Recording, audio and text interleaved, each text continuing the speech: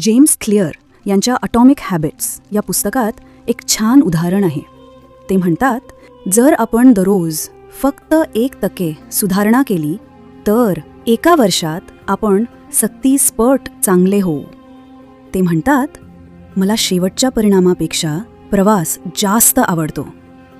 लोकांना हे समजत नाही की खरी मजा ध्येय मिळवण्यात नसते, तर आपण त्या प्रवासात कोण बनतो यात असते. मी रोज नवी गोष्ट शिकतो, आरोग्याची काळजी घेतो, नाती मजबूत करतो. हीच खरी मजा आहे. कारण जर आपण फक्त शेवटच्या निकालावर लक्ष ठेवले तर आपण कधीच समाधानी राहणार नाही.